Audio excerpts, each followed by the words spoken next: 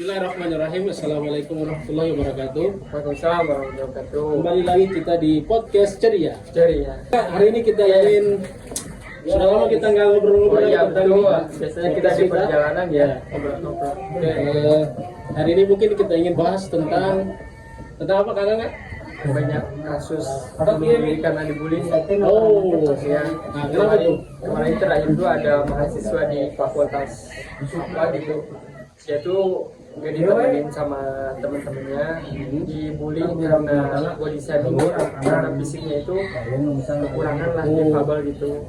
Nah, dia tuh stres mungkin tiap hari dengan cacian, makian, dan pada akhirnya nekat untuk bunuh diri. Nah, gimana sih untuk bisa menguatkan hati-hati mereka yang bahwasanya ketika dibully itu harus kuat atau melawan? Gimana? Dibiasakannya anak itu apa namanya tuh ketika dia dibully dia berarti si anaknya ini harus kuat gitu. Kuat secara mentalnya.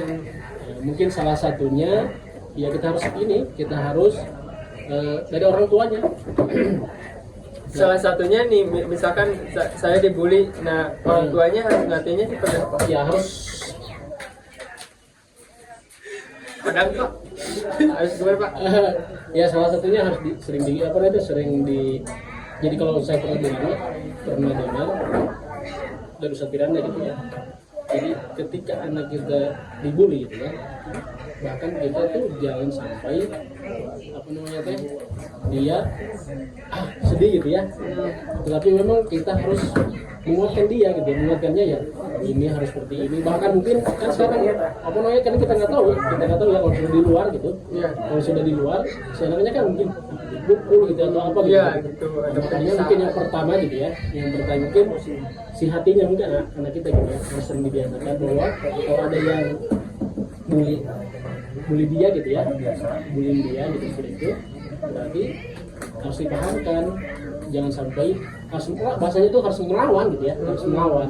Nah itu yang pertamanya secara hatinya gitu ya. Kedua mungkin dia harus kalau secara fisik mungkin dia harus belajar bela diri juga, harus belajar bela diri kan, harus belajar bela diri. Jadi solusi nggak sih kalau misalkan dia dibully langsung keluar lah dari masuk circle itu gitu?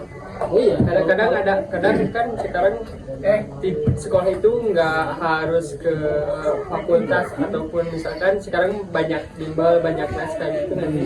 Tapi nggak bisa kita ini, maksudnya sekarang sudah zamannya kayak gitu, bukan bullying gitu ya. Iya itu. Nggak bisa dihindari gitu, nggak bisa dihindari. Berarti bukan kita menghindari sekolahnya atau mungkin tempatnya, tapi Harus menguatkan si anaknya anaknya gitu. itu harus dikuatkan gitu, dikuatkan secara hatinya, secara fisiknya juga gitu ya, sudah itu gitu. Enggak. Tapi berarti setiap harinya itu anak-anak itu harus ditanya sama orang tua.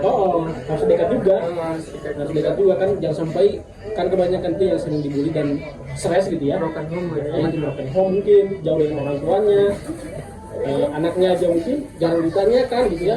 Begitu seperti itu. Jadi memang apa namanya kasus bullying itu ya harus kita yang pertama dari rumah gitu ya, kemudian mungkin nggak bisa juga kita ini nggak bisa juga kita mengharapkan sekolah gitu ya. Memang dari rumah kita gitu seperti itu. Oke, cukup ya. Kalau nggak ya, mudah-mudahan hari ini kita hari ini sudah membahas tentang bullying. Mudah-mudahan kita dikuatkan oleh Allah dan keluarga kita juga dijaga gitu ya dari kasus seperti itu. Dan yang paling utama adalah kita harus selalu dekat dengan Allah Subhanahu wa Ta'ala.